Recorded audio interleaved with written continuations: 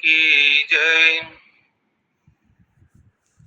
गुरुर्ब्रह्मा गुरुर्विष्णु गुरुदेवो महेश्वर गुरुः साक्षात् परं ब्रह्म तस्मै श्री गुरवे नमः। अखंडमंडलाकारं व्याप्तेन चराचरं तत्पदं दर्शितं येन तस्मै श्री गुरवे नमः। श्री सद्गुरुदेव भगवान की जय। गुरुदेव भगवान की कृपा से हम सब श्रीमद् भगवत गीता द्वितीय अध्याय को सुन पा रहे हैं। कल तक हम सब ने श्रीमद् भगवत गीता द्वितीय अध्याय के श्लोक संख्या 10 तक सुना। अर्जुन रथ के पीछे बैठे हुए हैं और भगवान श्री कृष्ण को गुरु के रूप में स्वीकार कर लिए हैं। मौन होकर के बैठ गए, चुपचाप बैठे हुए। इस दृश्य को संजय धृतराष्ट्र को सुनाया और कहा कि तम उवाच ऋषिकेश प्रहसन्नीव भारत सेनयोरुभयोर मध्ये विषिदन्तमिदं वचः। संजय धृतराष्ट्र को कहते हैं कि भगवान श्री कृष्ण ऋषिकेश जो सबके स्वामी हैं, सर्वसमर्थ है, सबके अंतर्यामी हैं, ऐसे ऋषिकेश प्रसन्न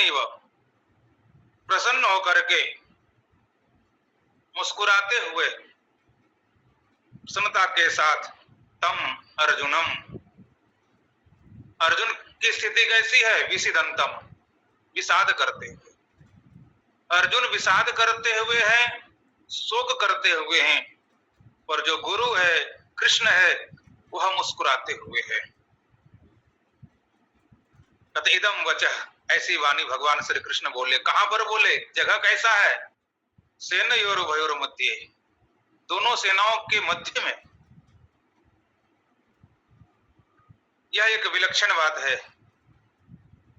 शिष्य उदास हो, डरा हुआ हो, मार्ग भटक गया हो, कुछ पता नहीं चल पा रहा हो, उस समय गुरु को प्रसन्न नहीं होना चाहिए और प्रसन्न मुद्रा में शिष्य को उपदेश करना चाहिए। यह संजय कह रहे हैं, प्रसन्न मुद्रा के साथ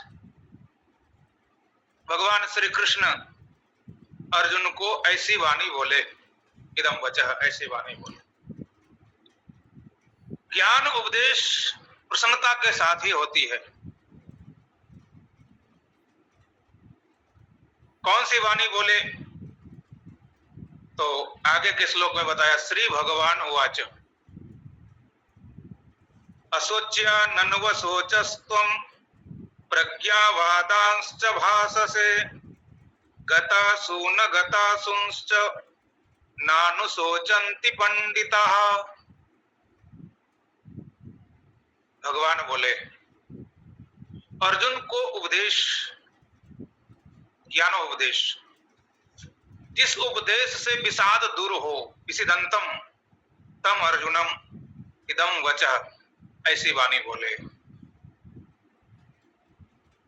ऐसी वाणी बोलनी चाहिए जिसका विषाद दूर हो जाए, शोक दूर हो जाए। शोक दूर करने वाला वाक्य गुरु बोलते हैं। कई जगह ऐसे गुरु मिलते हैं कि किसी को विपत्ति हो, दुख हो, अब गुरु के समीप चला जाए तो गुरु को अपना दुख सुनाते हैं। गुरुदेव मैं बहुत दुखी हूं, परेशान हूं, कुछ समझ में नहीं आता, मैं क्या करूं, शोक से ग्रस्त हूं। तो गुरु जी सोचता है यह शिष्य मेरे चपेटे में आ जाएगा। कहता तुमको बहुत बड़ा ग्रह चढ़ गया है, तुम एक काल ग्रह में ग्रसित हो गए हो, इसलिए तुमको दुख हो रहा है। बल्कि उसको ऐसी फंदा में डाल देते हैं, बेचारा उस दुखी व्यक्ति का दुख दुगुना बढ़ जाता है। फिर कहता है गुरु जी हमारे यह दुख कैसे दूर होगा? कहता तुमको ये उपाय करना पड़ेगा, वो उपाय करना पड़ेगा, तुम्हारे ऊपर ये ग्रह है, वह ग्रह है, यह विपत्ति है। बेचारा वो परेशान हो जाता है, कैसे इस ग्रह को दूर करूं? तो ऐसे गुरु हमारे वास्तव में शोक दूर नहीं कर सकते। शोक दूर करने वाले गुरु तो जो होते हैं वह ब्रह्मनिष्ठ, श्रोत्रिय ब्रह्मनिष्ठ कहा गया। श्रोत्रियम ब्रह्मनिष्ठम, श्रोत्रिय ब्रह्मनिष्ठ गुरु के समीप ही जाना चाहिए जो हमारे शोक को दूर कर सकता हो।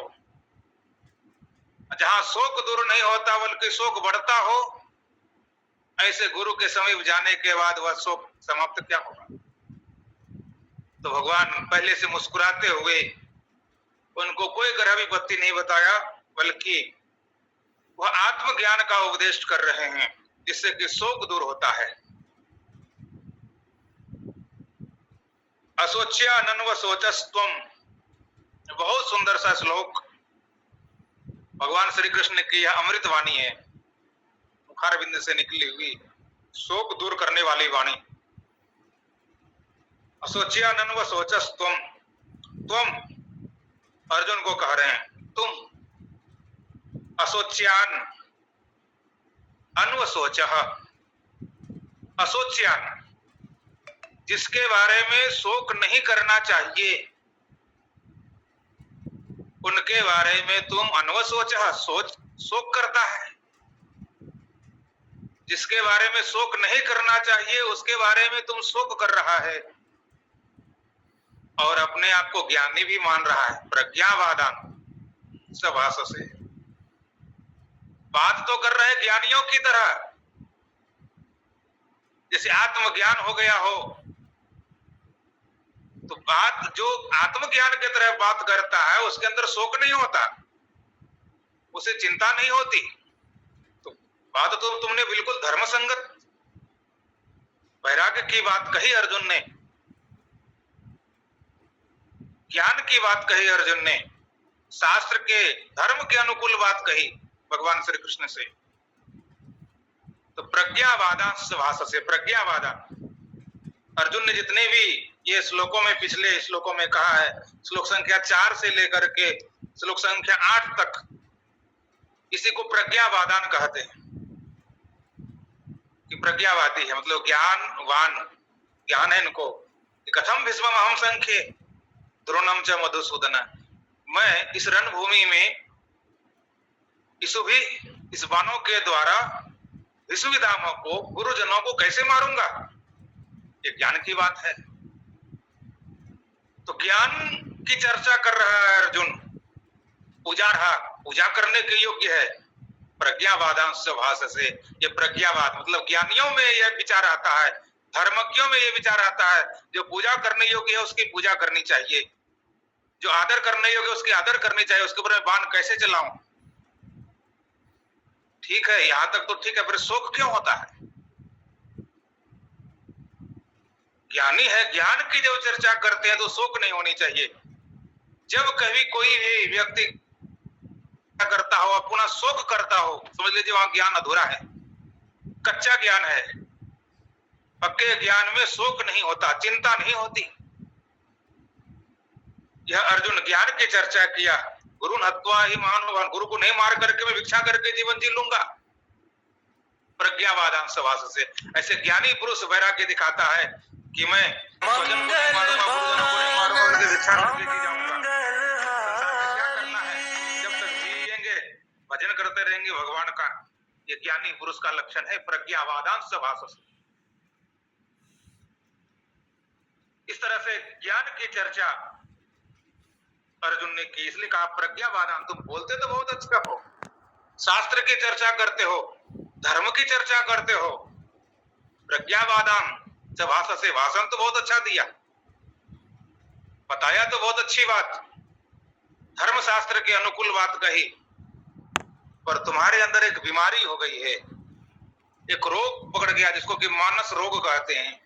और वह मानस रोग क्या है? शोक। मन में सबसे बड़ी बीमारी है शोक। ये चिंता,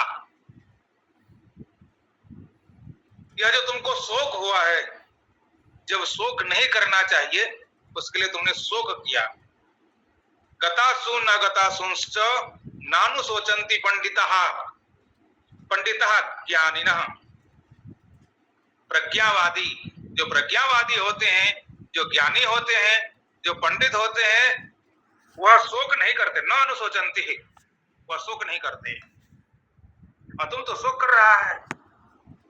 अब ज्ञान की भी चर्चा कर रहा है, तो ज्ञान की चर्चा और शोक दोनों एक साथ कैसे संभव है?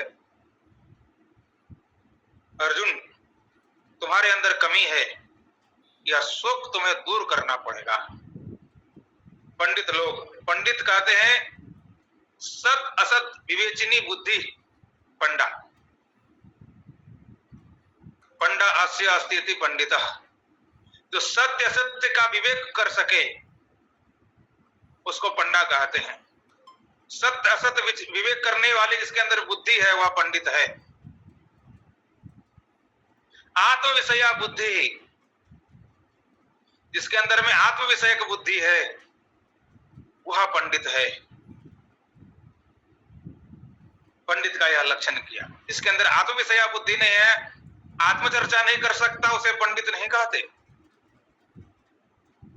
और जो पंडित होता है उसके अंदर शोक नहीं होता, उसके अंदर चिंता नहीं होती, उसी को पंडित कहते हैं। शोक रहिता पंडितः नानु शोचन्ति पंडितः। पंडित शोक नहीं करते। किसके लिए शोक नहीं करते? गतासुन, असु कहते हैं प्राण,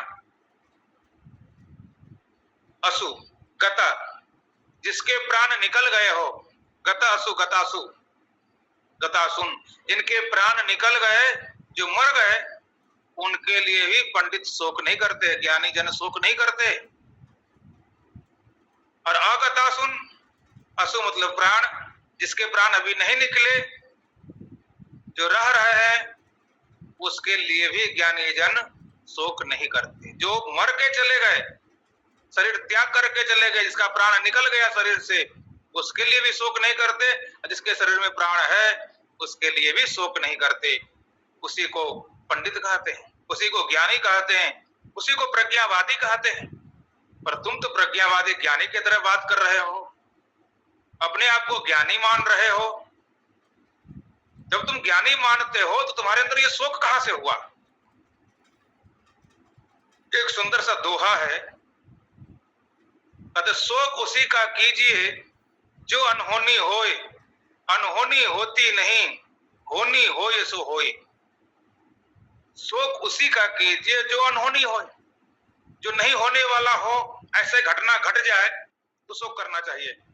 पर कहते हैं अनहोनी होती नहीं। कभी ऐसे संसार में नहीं हुआ कि ऐसा नहीं हुआ, होना चाहिए था ऐसा हो गया, ऐसा कभी नहीं होता। जो होने वाला होता है वही होता है, अनहोनी होती नहीं। होनी होए सो हो, जो होने वाला वो होगा, उसके लिए शोक क्यों करना? संसार में जो जन्म लिया है वो मरेगा, जो मरा है वो पुनः जन्म लेगा, फिर उसके लिए शोक क्यों करना? जो पाप करेगा वो दुख भोगेगा, जो पुण्य करेगा वो सुख भोगेगा। जो धर्म पर चलेगा वो ज्ञान प्राप्त करेगा, धर्म पर जो चलेगा वो प्रतिष्ठा प्राप्त करेगा। फिर इसमें शोक की क्या बात है? सब अपने अपने कर्मों के फल को भोगता है और परमात्मा उनके कर्म के अनुकूल उसको प्रेरणा देते हैं, और उसी प्रेरणा से प्रेरित होकर के संसार में वह आगे की ओर बढ़ता है। जिसकी आयु जितनी होती है उतना दिन तक वो जीता है, उसके बाद वो शरीर त्याग करके, प्राण त्याग करके, शरीर छोड़ करके चले जाते हैं, दूसरे शरीर को पुनः प्राप्त करते हैं, पुनः तीसरे शरीर को प्राप्त करते हैं। ये संसार का चक्र है, चलता रहता है। फिर शोक क्यों करना? इसके लिए शोक। रामायण में एक प्रसंग आता है, भगवान राम छिप करके सुग्रीव के भाई बाली को मारा। बाली को मारने के बाद वहां पर जब गए तो बहुत भीड़ इकट्ठा हो गई। बाली की पत्नी तारा आकर के विलाप करने लगी, रोने लगी, हे राम तुमने ये क्या किया? मेरे पति को तुमने मार दिया, तुम निर्दयी हो, निष्ठुर हो।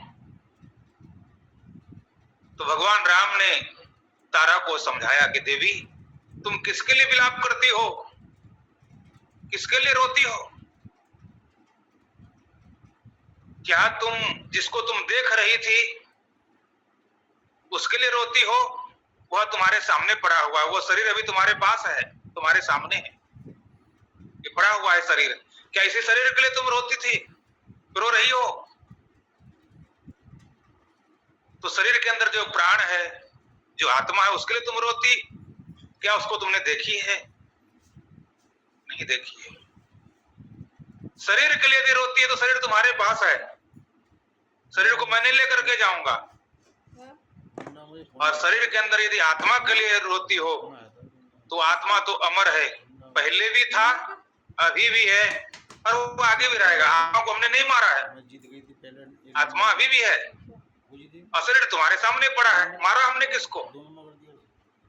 हमने किसी को नहीं मारा, शरीर को हमने उस आत्मा से अलग कर दिया है। और शरीर तुमको चाहिए, जिसको तुम देख रही थी उसको लो। और यदि शरीर के अंदर रहने वाले उस आत्मा को चाहिए तो आत्मा अमर है, तुम्हारे हृदय में जब तुम याद करोगे तब तुम्हारे पास प्रकट हो जाए। सुंदर सा वह ज्ञान, आत्मज्ञान तारा को दिया। और तारा उस ज्ञान से प्रसन्न हो गई, भगवान राम के ज्ञान से। तो तारा का शोक विलाप समाप्त हो गया और भगवान की आज्ञा मान करके सारे कार्य को वो करती रही। सुग्रीव को राजा बनाया और तारा स्वयं उसका निर्देश किया करती थी, रहती थी। यहां तक कि लक्ष्मण जब गए थे गुस्सा करके, क्रोध करके सुग्रीव के पास कि तूने अभी तक राम के सेना में क्यों नहीं भर्ती हुआ, क्यों नहीं काम कर रहा है, वर्षा समाप्त हो चुकी है। तो तारा ने समझाने लगे कि हे लक्ष्मण, हम सब वानर स्वभाव वाले हैं, बिसर जाते हैं, भूल जाते हैं, आपने याद दिलाया, कोई बात नहीं, मैं भी सुग्रीव को समझाता हूं, वो जाएंगे। बल्कि तारा अनुमोदन की, मानने लगी भगवान राम को भी। तो तारा को भी यह ज्ञान हो गया, यह शरीर के लिए रोना नहीं है, शरीर के अंदर जो आत्मा है उसके लिए चिंता करने की कोई जरूरत नहीं, सुख नहीं करना चाहिए। व्यवहारिक दृष्टि से सुख किसके लिए करना चाहिए, एक सुंदर सा वर्णन किया है रामायण में। जब राजा दशरथ का शरीर छूटा, शरीर से प्राण निकल गए, तो एक शोक सभा लगी। प्रायः ऐसे हुआ करता है, जब किसी का शरीर पूरा होता है तो एक दिन दो दिन के बाद एक शोक सभा होती है। वैसे अयोध्या में ही शोक सभा हुई। उस शोक सभा में सबने अपना अपना भाव व्यक्त किया। गुरु वशिष्ठ ने भी सुंदर से वो शोक सभा में अपना भाव व्यक्त किया। सोचिए विप्र जो वेद विहीना, तजी निज धर्म विषय लवलीना। सोचिए नृपति जो नीति न जाना, जिहि न प्रजा प्रिय प्राण समाना। सोचने के बारे में सुंदर सा वह वर्णन किया है कि वह विप्र सोचने योग्य है जो ब्राह्मण कुल में जन्म लिया और वेद अध्ययन नहीं कर पाया, वेदों का ज्ञान नहीं है, वह ब्राह्मण सोचने योग्य है। वह राजा सोचने योग्य है जो नीति नहीं जानता है, प्रजा को प्राण के तरह प्यारा नहीं है, पुत्र के तरह नहीं मानता, वो राजा सोचनी है। पर सोचनीय नहीं कौशल राहु, भुवन चारि दस प्रगट प्रभाव। ये हमारे राजा दशरथ के मर जाने के बाद शोक करने की जरूरत नहीं है, क्योंकि 14 भुवनों में, पूरे ब्रह्मांड में इनकी पताका लहरा रहा है, कीर्ति प्रतिष्ठा प्रकट है, इसकी महिमा। इसलिए शोक नहीं करनी चाहिए। व्यवहारिक दृष्टि से यदि हम शोक करते भी तो उसके लिए शोक करना चाहिए कि मनुष्य शरीर में जन्म लिया और उत्तम कार्य नहीं कर पाया, धर्म का कार्य नहीं कर पाया, आत्मज्ञान की प्राप्ति नहीं हुई और जिस धर्म कर्म में लगे उस कर्म को अच्छी तरह से पूरा निभा नहीं पाया। ब्राह्मण में में जन्म लिया, वेद को ग्रहण नहीं कर पाया, ज्ञान ग्रहण नहीं कर पाया। क्षत्रिय में जन्म लिया, दूसरों की सहायता नहीं कर पाए, दूसरों की रक्षा नहीं कर पाए।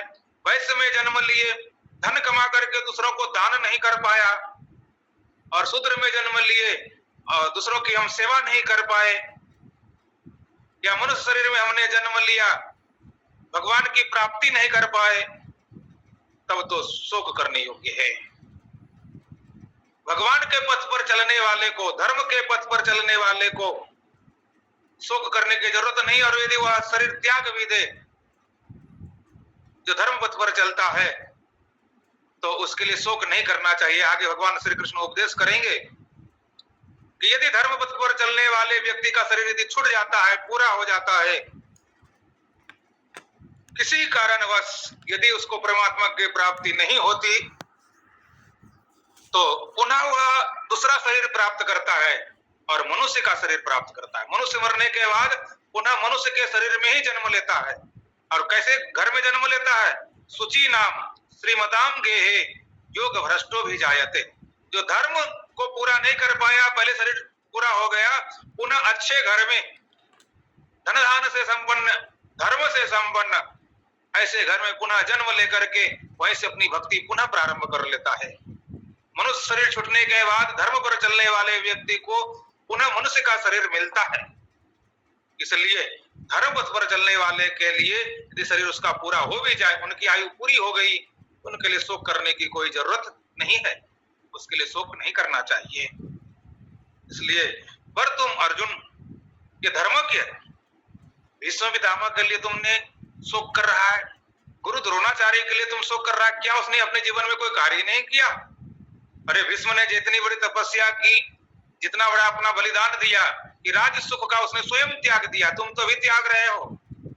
उन्होंने पिता के सुख के लिए, पिता के विवाह के लिए भीष्म पितामह ने पहले कह दिया मैं अखंड बाल ब्रह्मचारी रहूंगा, विवाह नहीं करूंगा। पहले से उसने राज्य त्याग दिया। ऐसे त्यागी महापुरुषों के लिए क्या शोक करना? और राज्य की रक्षा भी करूंगा, भले राज्य नहीं करूंगा, भीष्म पितामह ने कहा, पर राज्य का सेवक बन करके रहूंगा। जब तक प्राण रहेगा इस शरीर में, तब तक इस राज्य के लिए मैं लड़ता रहूंगा, यह वचन दिया। ऐसे धर्म की भीष्म पितामह के लिए क्या शोक करना? जो धर्म पथ पर चलता है उसमें भी गंगा का पुत्र है। ऐसे महापुरुषों के लिए फिर क्यों शोक? किस बात की? अब जो गुरु है, जो द्रोणाचार्य है, कृपाचार्य है, वो तो धर्म के, बहुतों को धर्म के रास्ता पर चलाया, धर्म के मार्ग पर चला करके और ज्ञान उपदेश किए। ऐसे महापुरुषों के लिए क्या शोक करना? क्या उसने कोई जो गलत काम करता है, जो पाप करता है, उसके लिए व्यवहारिक काल में सोचा जाता है, शोक किया जाता है। सब विधि सोचिए पर अपकारी, निज तनु पोषक निर्दय भारी। सब प्रकार से सोचने योग्य वह है कि दूसरे का जो अपकार करता है, उपकार कम, दूसरे का अपकार करता है, दूसरे के लिए गलत करता है, दूसरे की निंदा करता है, दूसरे का चुगली करता है, दूसरे को धोखा देता है, ऐसे व्यक्ति यदि मर जाए उसके लिए शोक करना चाहिए कि पता नहीं बेचारा जीवन भर पाप करता रहा, धर्म पर नहीं चला, अब मर गया, पता नहीं कहाँ कीड़ा बना होगा, कहाँ मच्छर बना होगा, कहाँ सांप बना होगा, कहाँ बिच्छू बना होगा, कहाँ भटक रहा होगा, कि भटकता हुआ प्राणी पता नहीं किधर चला गया। ऐसे मनुष्य के लिए शोक करना चाहिए जो मनुष्य शरीर में आकर के पुनः इतना भजन नहीं कर पाया जो कि पुनः मनुष्य के शरीर को प्राप्त कर सके। इसलिए पर यहाँ तो जितने भी है सबके सब महापुरुष है और धर्मज्ञ है, इसके लिए तो शोक करने की कोई बात ही नहीं। ज्ञानी पुरुष इनके लिए शोक नहीं करते। आत्मज्ञान, वास्तव में आत्मा के लिए शोक नहीं किया जाता और तुम उस आत्मा को जानते हो पर अनुभव नहीं कर पा रहे हो, जिसके कारण से तुम्हें शोक हो रहा है। भगवान श्री कृष्ण उस शरीर के अंदर जो आत्म स्वरूप है उनका उपदेश करते हैं। न तो एवाहम जातु नासम न तो हमने में जनाधिपा न चैव न भविष्यामः सर्वे वयम मतः परम। न तु एव न तो ऐसा ही है न तो एवं। क्या नहीं है ऐसा? कहते अहम जातु न आसम, पहले मैं नहीं था, ऐसा नहीं। भगवान श्री कृष्ण कहते हैं जातु मतलब कश्चित, कदाचित, ऐसा मत सोचो कि पहले मैं नहीं था। न आसम, नासम लिखा है ना श्लोक में, न आसम, आसम मतलब था, न मतलब नहीं, नहीं था। कदाचित मैं पहले नहीं था, इस शरीर से पहले, इस भ्रम में मत पड़ना। इस शरीर में मैं अभी हूं, इसके पहले मैं नहीं था, ऐसा नहीं। मैं इस शरीर से पहले भी था। और न तुम आसी, तुम नहीं थे पहले, ऐसे बात नहीं। यह जो शरीर दिख रहा है, शरीर से पहले भी तुम थे, मैं भी पहले था, तुम भी पहले थे। और इमे जनाधिपा, ये जितने भी राजा हैं, क्या ये सब पहले नहीं थे? अभी जन्म लिए हैं, अब मर जाएंगे तो समाप्त हो जाएगा?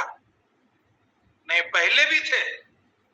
हाँ, पर पहले इस शरीर में नहीं थे, पहले किसी और शरीर में थे। अभी इस शरीर में आए हैं, यह शरीर का काम उसका पूरा हो गया। अब इस शरीर को वो रख के क्या करेंगे? जिसका काम पूरा हो जाता है उसको पुनः ये शरीर का त्याग करना पड़ता है।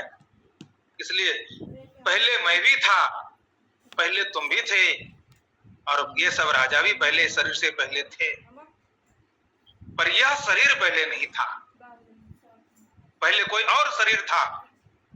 ये विशेषता है। इस शरीर में हम सब अभी है ही।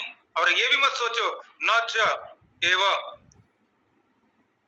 क्या अतः परम, 12वें नंबर के श्लोक में सबसे लास्ट में, वयम अतः परम, अतः परम, अतः परम मतलब इसके बाद शरीर, यदि ये मर गया, शरीर त्याग कर दिया, इसके बाद क्या ये नहीं रहेंगे? यह मत सोचो कि भाई इसके ऊपर मैं बाण चलाऊंगा और ये मर जाएंगे, ये समाप्त हो जाएगा, यह मत सोचो। अतः परम, इसके बाद वयम सर्वे न भविष्याम न चाहेगा, ऐसा मत सोचना कि इस शरीर छूटने के बाद हम सब नहीं रहेंगे। शरीर छूट जाएगा, भीष्म पितामह भी रहेंगे, गुरु द्रोणाचार्य भी रहेंगे, दुर्योधन भी रहेंगे, चाचा ताऊ बावलिक जितने भी राजा हैं सब के सब रहेंगे। हाँ, पर यह शरीर नहीं रहेगा, शरीर बदल जाएगा।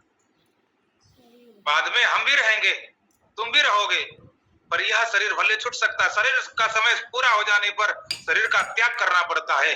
हाँ, शरीर त्यागने की विधि सबके लिए अलग अलग है। पहले भी था, अभी भी इस शरीर में है, और शरीर समाप्त होने के बाद भी हम रहेंगे। आत्मा की नित्यता दिखा रहे हैं यहाँ पर।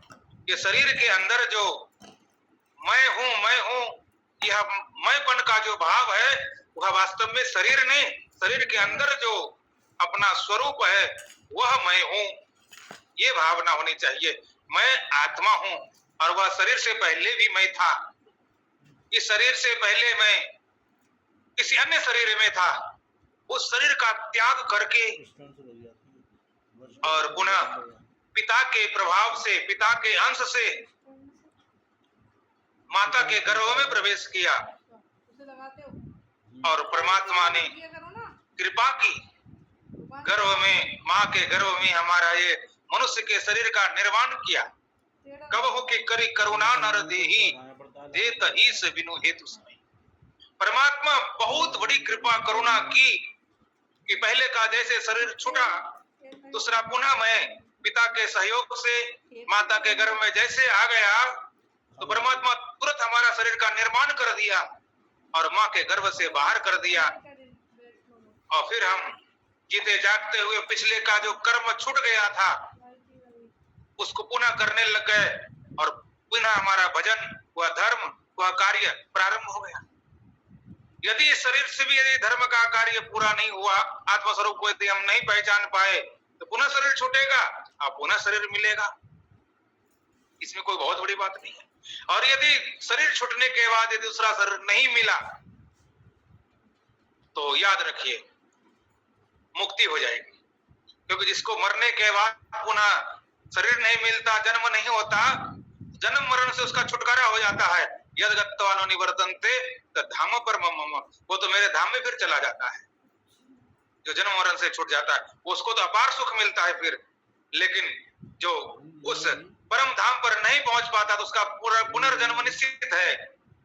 तो यदि यह कोई आत्मज्ञान को नहीं प्राप्त कर पाया पर धर्म के कार्य पर चलता है और धर्म कार्य करते हुए यदि उसने प्राण त्याग कर दिया है तो निश्चित है उसको जो है दूसरा शरीर मिलेगा और उत्तम शरीर मिलेगा, मनुष्य का ही शरीर मिलेगा धर्म करते हुए यदि हम प्राण त्याग करते हैं तो।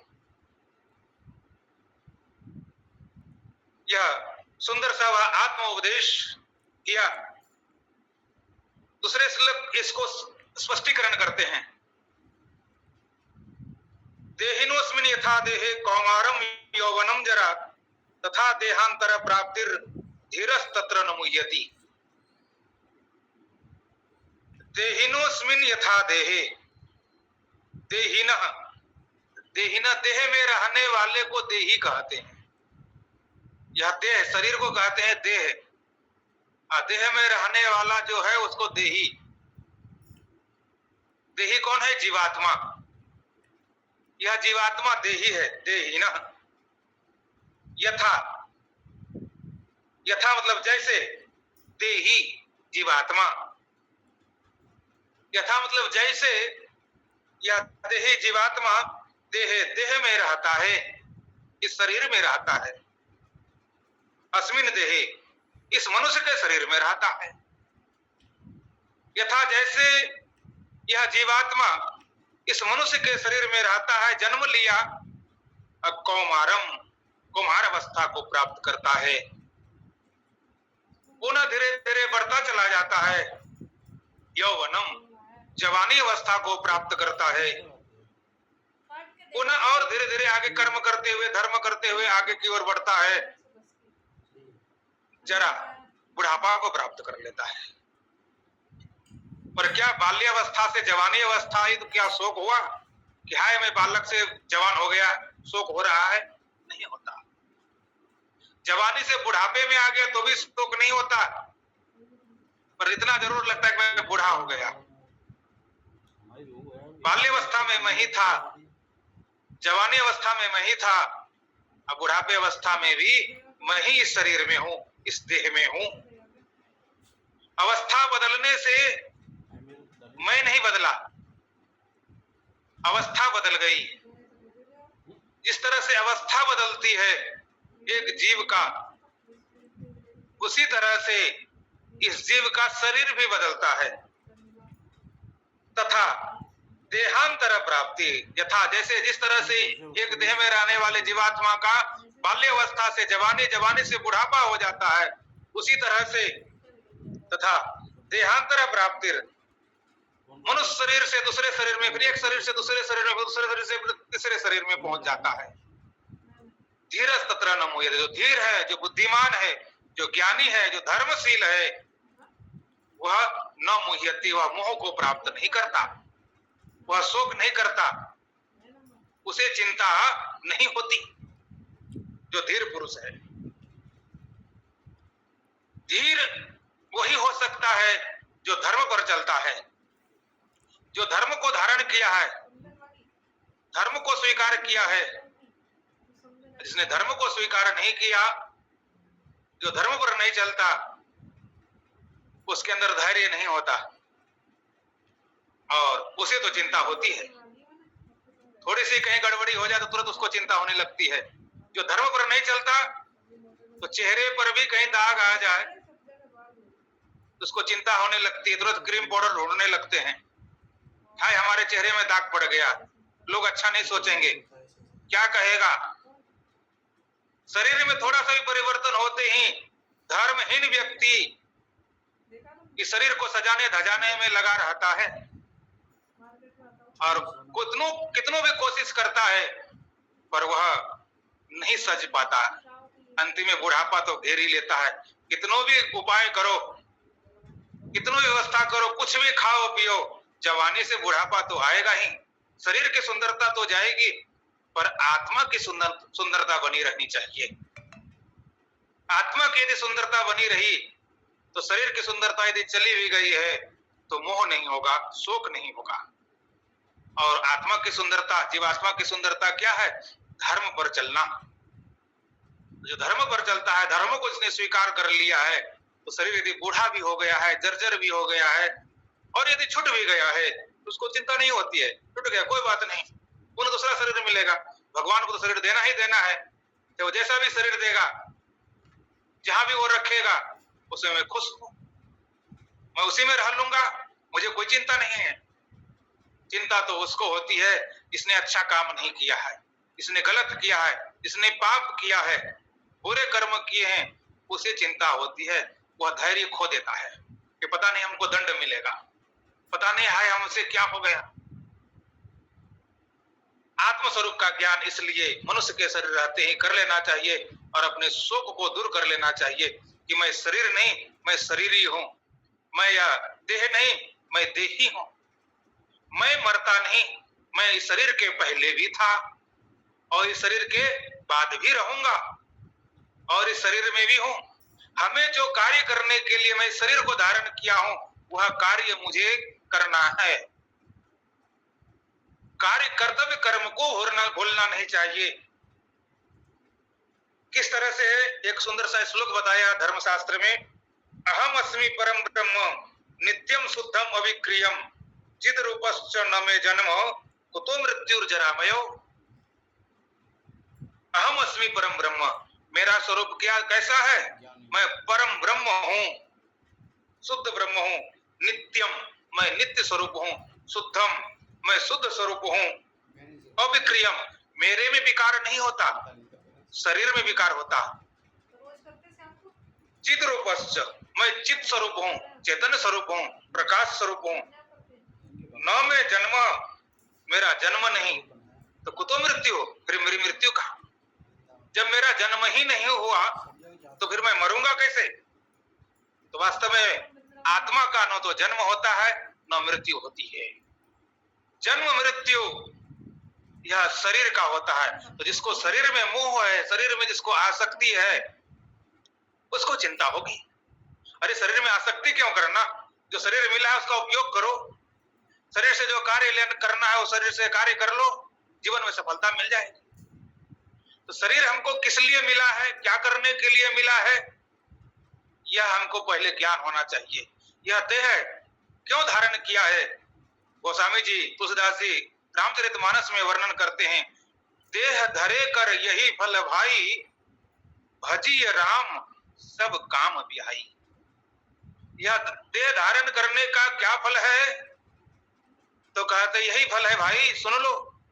क्या कहते? भजिय राम सब काम बिहाई, संसार के सब काम छोड़कर और भगवान के राम का भजन करना चाहिए, अर्थात आत्मस्वरूप को जानने का वह अभ्यास करना चाहिए। यह मनुष्य का शरीर जो मिला है अपने आप का ज्ञान करने के लिए मिला है। संसार में विषय भोगों में लगने के लिए, फंसने के लिए नहीं मिला है। शरीर में आसक्ति करने के लिए नहीं मिला, शरीर में शोक और मोह करने के लिए नहीं मिला, संसार में शोक और मोह करने के लिए नहीं मिला।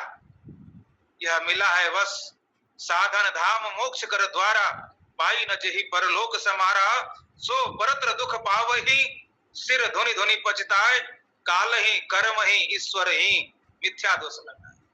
बाद में जब मरने लगता है पापी व्यक्ति, धर्मी, तो व्यर्थ का वो चिंता करता है कि हमको समय नहीं मिला, काल को दोष देता है, समय नहीं मिला मुझे, कर्म ही मेरे भाग्य में नहीं लिखा था भजन करने का, सत्संग करने का, धर्म ग्रंथ पढ़ने का मेरे भाग्य में नहीं लिखा था। ऐसे हम तुरंत कर्म को दोष देते हैं। ये कर्म में नहीं लिखा रहता है कि तुम सत्संग सुनो, गीता पढ़ो, यह भाग्य में नहीं लिखा रहता। भगवान ने आपको बुद्धि दी, स्वयं विचार करो कि मुझे क्या करना चाहिए, मैं किस लिए जन्म लिया हूं, इस संसार में भगवान ने मुझे क्यों भेजा। भगवान ने बुद्धि दिया है, विचार करके स्वयं गुरु के समय जाकर के अपनी जिज्ञासा प्रकट करनी चाहिए और धर्म शास्त्र को स्वयं अध्ययन करना चाहिए, गीता का अध्ययन करना चाहिए। जो मनुष्य के शरीर में आकर के और धर्म शास्त्र का अध्ययन नहीं किया, गीता का अध्ययन नहीं किया, समझ लीजिए उसका मनुष्य का जीवन पाना ही उसके लिए अधूरा है।